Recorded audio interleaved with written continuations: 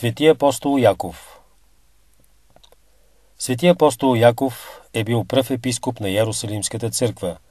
Той е и писател на първото от посланията в Новия Завет на Светата Библия. Когато Господ Исус Христос се явил на обществена проповед, Яков започнал редовно да го слуша и повярвал, че той е Син Божий и Спасител на света и станал негов ученик. В първото си послание до коринтските християни свети апостол Павел говори, че след като се явил на повече от 500 братя наведнъж, възкръсналият Спасител се явил и на Яков. След излизането на Светия Дух, Яков заедно с другите апостоли останал в Йерусалим. Трудил се наред с другите за разпространение на вярата във възкръсналия Спасител. Той водил най-строг живот. Постил и се молил непрекъснато. Благочестието и светият му живот внушавали у всички членове на църквата уважение към него. Всички жители на Йерусалим го наричали праведен. Когато светите апостоли започнали да проповядват Евангелието и на езичниците, възникнал спор между юдеите християни.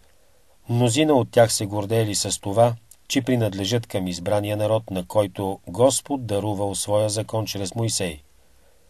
Говорили, че езичниците, за да получат спасение, трябва преди всичко да приемат старозаветния закон и да съблюдават юдейските обреди. Иначе не могат да приемат кръщение и да станат християни. Този спор възникнал в Антиохия, където апостол Павел обръщал езичниците. Антиохийските християни изпратили Павел и Варнава в Йерусалим за съвещание с другите апостоли. Апостолите, презвитерите и изобщо вярващите се събрали под председателството на Яков на събор, наречен Апостолски събор, и единодушно решили да освободят езичниците от спазване на юдейските обреди. Основанието било, че всички еднакво се спасяват чрез благодатта на Господа Спасителя. С това решение на Йерусалимския събор било отстранено неравенството, предполагано до тогава между юдеи и езичници, и било признато, че всички еднакво могат да получат спасение чрез вярата в Христа. Той апостолски събор станал в Йерусалим в 51 година. Той послужил за образец на по-нататъчните събори, на които пастирите на църквата се съвещавали за делата на вярата. Бързите успехи на християнската вяра възбуждали все повече и повече гнева на юдейските началници и първосвещеници, и те повдигнали гонения против Христовите служители. Затваряли ги в тъмници, убили архидиакон Стефан и апостол Яков Заведеев. Фарисеите и книжниците се опасявали да не би целият народ да се присъедини към църквата и търсили изход. Те имали голямо уважение и доверие към Яков, известен на всички праведник. Затова решили да го помолят да отвърне народа от Христа. Ако обаче не се съгласи да стори това, да бъде убит. На празника Пасха много народ се събрал в Йерусалим. Книжниците и фарисеите дошли при Яков и му казали: „Молим те, праведниче, кажи поучение на народа.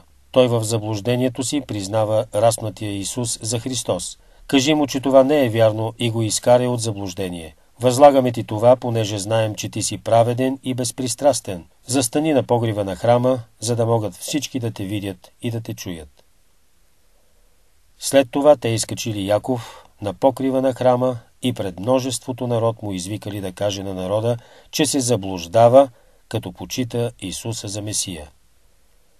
Яков гръмогласно заявил: „Исус Христос е Син Божий, който доброволно пострада и умря, и беде погребан, и възкръсна на третия ден.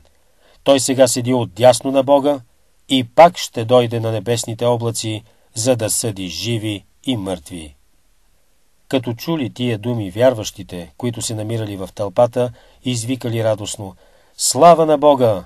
Осана на сина Давидов!“ Разгневени до ярост, фарисеи и книжници, които също се намирали в момента на високия храмов покрив, се спуснали към апостола и го блъснали долу. Той събрал последни сили, застанал на колене, вдигнал ръце към небето и казал: „Господи, прости им, не знаят, що правят.“ Фанатици юдеи започнали да хвърлят камъни върху него. Някой извикал: „Престанете! Какво правите? Праведният се моли за вас, а вие го убивате.“ Най-разяреният от всички се спуснал към апостола и с тежко кросно разбил главата му. Тъй свети апостол Яков предал душата си на Бога. Тогава бил на 66 години. Това станало в 63-та година от Рождество Христово.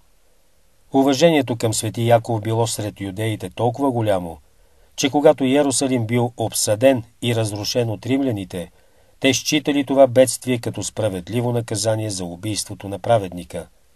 Като описва това страшно бедствие, което връхлетяло върху юдеите, древният историк Йосиф Флавий казва: всичко това ги сполетя като наказание за смъртта на Яков праведни. Юдеите го убиха, макар че той беше свят човек.